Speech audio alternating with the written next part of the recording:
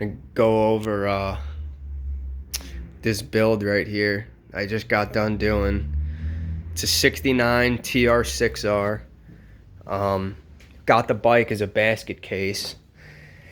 Only thing that was on it was the frame, the motor. There was no mounts, no engine mounts. It was just literally the motor laying in the frame with the forks, and that was really it. Had the original headlight, but it was trashed. No tank, no air filter, no oil tank, just the tires and the frame, like I said, and the motor. But I teared down the entire motor. I started with the timing cover, and I pulled that off, replaced the fuel pump. That's something you definitely want to do with these bikes, is you really want to replace the oil pump. I know it says that you can, if you blow into it or something, and I read it in the manual, but honestly, that's the most important part of the bike, honestly, is the oil pump. You don't have a good working oil pump, you're going to blow your entire bike up. So, got a new oil pump. It's got the original gears still in it. The exhaust and intake, and then the pinion gear, and then the crank gear. Timing's pretty easy. You just line up the dots. I got a new patent plate.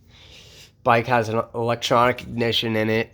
You know, if you do these bikes, that's literally the number one thing you should do. Get rid of the points and go in an electronic ignition. It's so much better. The thing fires every time. You don't got to screw with the points. I got a Payson electronic ignition in this, and they're really easy to wire up. It's got two 6-volt Lucas coils in it, which I definitely recommend over a 12.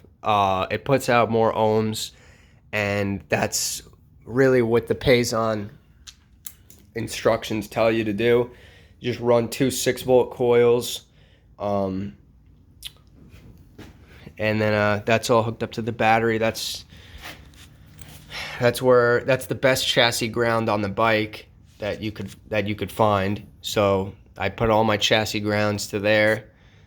You want to use an inline fuse holder. I got this from AutoZone with a 30 amp fuse. Yeah, that's the electronic ignition. So after that, then I tear down the gearbox. I was actually missing a tooth on one of the gears, so I actually had another motor, which is a 71 TR6R motor. That's actually off an oil in the frame. I took one of the, I think it was second gear or high gear, out, and I replaced that with that gear. Another thing you're going to want to do if you tear down the gearbox is you're going to want to inspect the cam plate. I had one over here I could have shown you, but literally the cam plate looks like a little star, and if you have grooves worn in it, you're gonna have, might skip gears. You're gonna want to get a new one. Some of them are different though, the cam plates. The 69 had the one with, it has little grooves in each side of the gear. If you know what I'm talking, if you've seen them before, you know what I'm talking about. Like that 71 has a different cam plate than the 69, but you could find them. They're kind of hard to find, but I had got one off Baxter Cycle, which is these guys. They were the only ones that had it. Classic British Spares only had the 71, but they're usually good. So I did that. And when the biggest bitch was indexing this tranny, and you can index the transmission in first gear, in between third and fourth, I think, and then fourth gear. But the easiest is I indexed it in first gear, put it in first, and you line up one tooth on the little leaf gear, and then you go through the gears and make sure it works. You put that plate on, and just with the shifter, That way you don't got to tighten anything down. You just put it on, make sure it goes through the gears, and then you know that you index your transmission right. So after I did that, then I did the top end, and the top end I tear down. Started with the jug. I sent the jug out to get bored. They had 20 over. Had 20 over pistons in it, so I bored it out 40 over. Sent it to a shop upstate New York. Forget the name of their shop, but I sent it to them. They bored it out. Main thing with these bikes is you really got to make sure that they hone the cylinder, and they do the correct crosshatch pattern. You want, like, not really an X, but you know, it's like slightly smaller than an X, or it's more linear, a more linear X. You want to make sure the crosshatch is good. That way you get a good bite on the rings. And then you want to make sure that you tell them to do a 15,000 to 20,000 clearance. That's huge. You know, the top end it's so important to get the rings to bite. You could literally seize your pistons into the jug.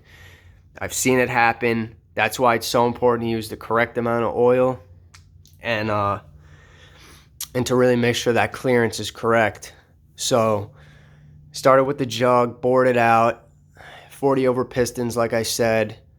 Then I moved over to the head, and I was actually going to make this bike a Bonneville, but the head was a little pitted. So were the valve stems.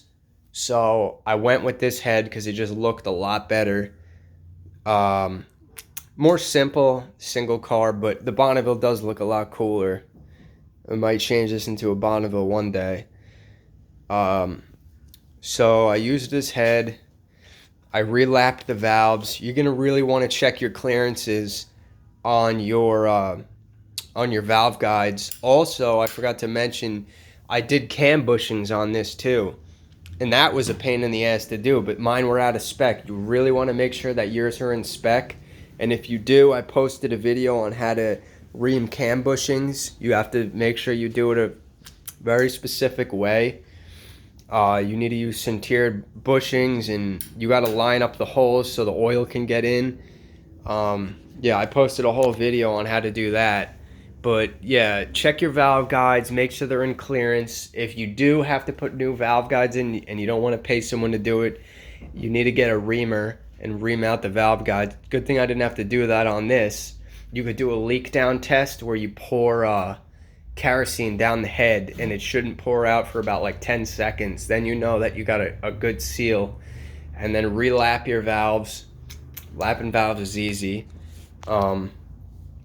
Yeah, I lapped the valves on these, all the valve seats. After that, I moved to the rocker boxes, and I just replaced some of the seals in the rocker boxes. You don't got to do too much. I replaced the caps. Make sure you do replace that seal though, and there's little holes in the rocker feed that you need to make sure are clear. Blow it out with an air compressor hose. It's got 7mm spark plug wires, which are correct. You want the right amount of the right plugs. I think they're like BR7 something. I rebuilt the carb, actually the original carb. You don't have to buy a new carb if you do this job right. This is the original carburetor, and you can get a rebuild kit online. Make sure you have the right jets. The pilot jet too is huge. You got to make sure that that's clear, because you can't take out the pilot jet in these old carbs. They have a little cleaner tool that you could buy. I had it in there, but my toolbox is locked. Or you could blow it out with an air compressor and spray contact or brake cleaner in there. All new gaskets, new float bowl, new springs. Yeah, everything. So if you do it right, you could use your old carbs. You don't got to spend $500 or $600 on carbs. You just get the rebuild kit. Cost me like $70 or $80, and you want to make sure that you don't have any wear in here, because by idiots over tightening this, it bends the float ball and you could leak. And what you could do if that's a little bent is put it on a piece of glass with lapping compound, high grit, and rub it on there on the piece of glass, and it'll actually flatten that down. Another thing that guys could do is they tighten these too hard, and it makes it where the slide will stick. So that's the two main things you got to make sure when you're rebuilding a carburetor, is make sure that throttle don't stick. That's the carburetor. Obviously, make sure you have an air filter. I got British made petcocks, which is definitely worth the money. Don't get the Emgo ones. The British ones are definitely better. Same with the fuel pump. I mean, the oil pump, I forgot to mention. Get the British one. It's like $50 more, but it's definitely worth it. This is a custom Lowbro Customs oil tank. It's got the custom mounts, 3-quart oil tank. It fits in the original Triumph oil filter. I have welded up this battery box on this. It's got a Parts Unlimited battery, kicker battery in it. I welded that bar on there. Welded tabs for this fender. I believe it's a 4-inch trailer fender.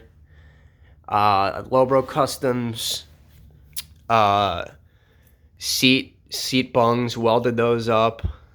Lowbro Customs springs and a Rich Phillips seat. It's got an Emgo tank. Lowbro Customs headlight. Lowbro Customs handlebars. Triumph pre-unit levers. I rebuilt the clutch. You could actually, if your clutch plates aren't bad, you could use them. So it's got the original clutch plates in it. I had to get a new basket though, because you could wear grooves in it, and if your clutch basket has a lot of grooves in it like that, you need to get a new one. So I got a new one, and I also rebuilt the rubbers in the clutch.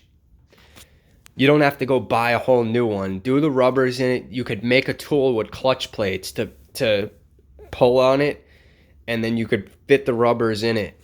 So I did that. New primary chain. What else? Yeah, that. New foot pegs. The thing didn't come with foot pegs or rear brakes. Got all that. These nice Lowbro Customs rear engine mounts. Lowbro Customs rear brake light switch. It's got the bobber license plate with the tail light bracket. And that's pretty much it. I also rebuilt the forks. All new bushings. Used ATF for the lubricant. You could get away with that. Just use this shit. So, yeah, rebuilt all the fork bushings. I did a video on that too. But yeah, the bike runs, starts first kick. If you rebuild any of these bikes, man, just do it right. There's a whole video series on YouTube, I think, of a guy rebuilding it. And get yourself a good manual. And you could literally do this all yourself. I never built a Triumph before ever in my life. And I built this. Everything on it. Except for literally just the tank and the rear fender that got painted by a shop. I did everything else. Painted everything else, rebuilt everything else. So if you have any questions, or if you're concerned, you could do it. Just need the time and just do it right. But if you have any questions, let me know.